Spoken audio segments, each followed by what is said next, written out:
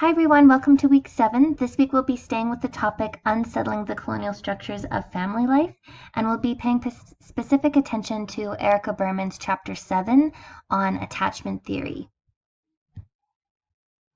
So for Monday, read Erica Berman's chapter 7 and think about 2 or 3 questions that you might bring forward from this text toward your virtual collaboratory meeting. And also watch the short film by the Sisters Rising Research Group as a layer to some of these conversations that arise through the Berman text.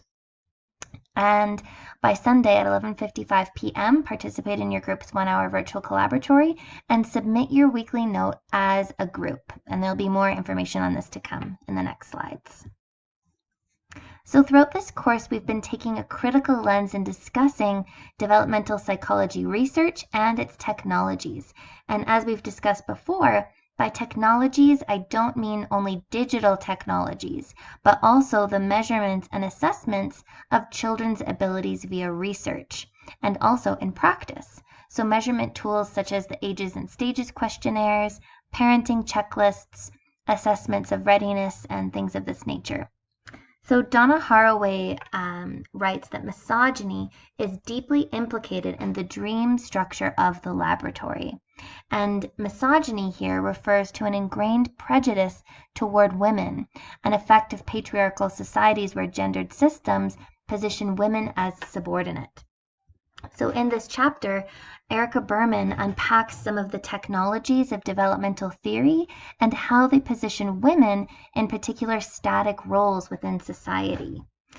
Specifically, she critiques the science of attachment theory, its impact in social practices which function to maintain and naturalize the divisions between men and women. Studies through the mother-child dyad of apes and humans naturalize behavior as primitive and play a key role in the structuring of racial and gendered inequalities.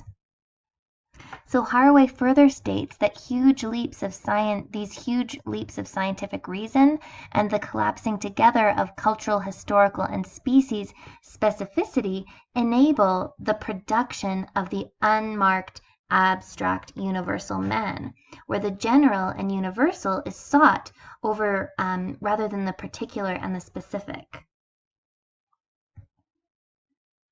So as we've discussed throughout this course, child development theory is not a neutral truth. Despite claims of objectivity, scientific evidence does not exist in a vacuum or a bubble. Berman highlights that the contextual conditions that were at play when attachment theory emerged at a time when men were returning from World War II, and Bowlby's attachment theory provided a sort of justification for women to return to the home. If human relationships could be measured by science and a child's development could be predetermined by this evidence, it was natural that women ought to return home, to be denied jobs that they had assumed during the war. So the scientific regimes that form the basis of attachment theory were and are situated within a particular socio-political condition that makes these truths about children's abilities and livelihoods possible, and the role of mothers as well. So they inform, these truths inform policies that reinscribe these truths and regulate individuals into particular configurations which uphold these ways of being. So the baseline that developmental theory creates positions people within a social configuration that is set forth by the economic desires of the nation state and is upholded by individuals. So despite their limitations, pseudosciences frame a basis for the legitimization of policy, which then frames how we know and practice mothering, and what it means to live as a mother and as a child. We regulate and are regulated by these discourses of developmental psychology. So therefore, the scientific rationalities and technologies of developmental psychology creates the phenomenon that it tries to explain.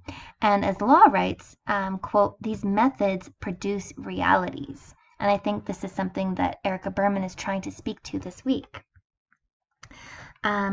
Last week, we discussed the figure and function of the nuclear family as a product of these socio-political conditions, where women's mothering practices determine the developmental outcomes of the child. Thus, Berman argues that the language of the mother-child bond, quote-unquote bond, is no accident. This bond seals this mother-child dyad and also functions as a tool for individualism and accumulative productivity via developmental psychology, and thus enhances economic gain. So through attachment theory, if these early bonds of attachment with a mother determine the healthy development and thus future mental health and happiness of adults, then all problems of adulthood are attributed to mothering practices. So Berman writes that the mother becomes responsible for the functioning of the child and of the future adult. So in this way, she becomes responsible for a world that she is excluded from. The mother becomes the sole feature of social political order, and this pathology and deterministic lens of the neurology of early relationships places the outcomes of future possibilities within a biological realm. So the future life of a child is predetermined by whatever happens in the relationship between the child and the mother before the age of 3. So this neurology allows for oppressive explanations and justifications that class inequalities are biological, that issues of relationships are based in the brain, and are not the effects of socio-political power relations.